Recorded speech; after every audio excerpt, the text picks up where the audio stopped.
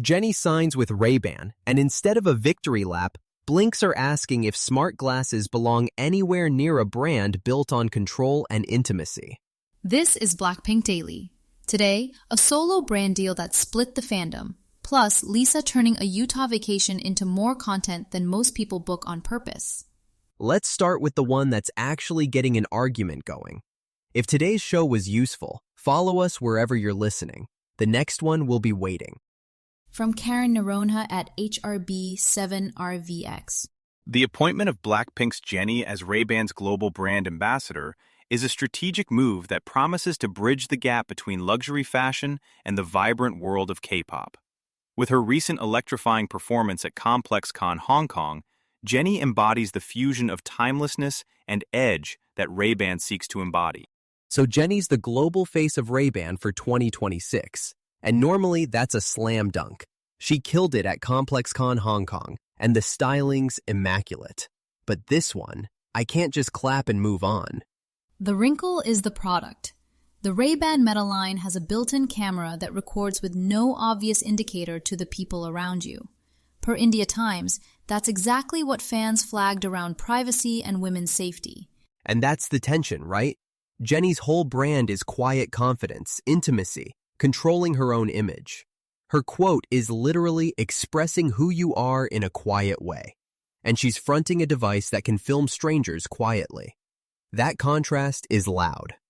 The campaign copy calls it a cultural bridge. Fans are stuck on a much less glossy bridge, the one between a camera and someone who never agreed to be recorded.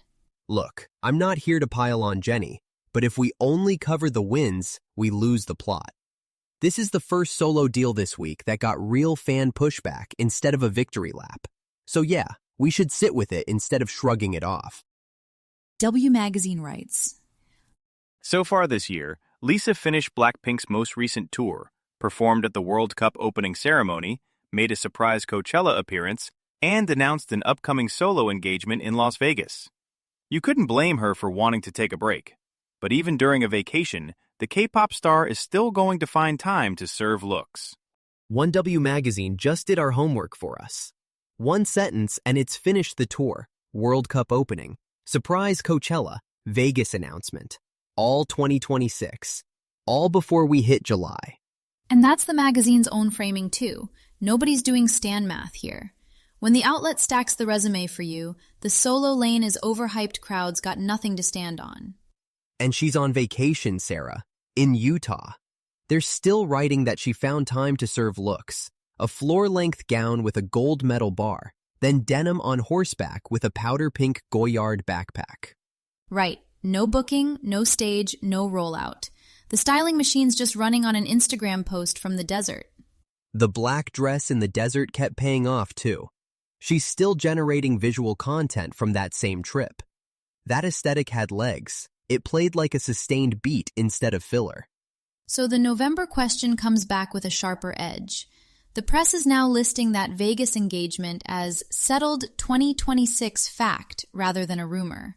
Is the residency running parallel to a group push, or is it baked into how YG stages it? Yeah, and that's the piece that still hasn't moved. Lisa's lane is loud, but the OT4 side's quiet. I want to see where November actually lands before I call anything parallel. Got thoughts on today's Blackpink news? A story idea we should chase, or a correction we should make? Send it our way at blackpinkdailyfancast@lanternpodcasts.com. You'll find links to every story we mentioned today in the show notes. So if something caught your ear, you can tap through and read more when you have a moment. That's Blackpink Daily Podcast for today. Thanks for listening. This is a Lantern Podcast.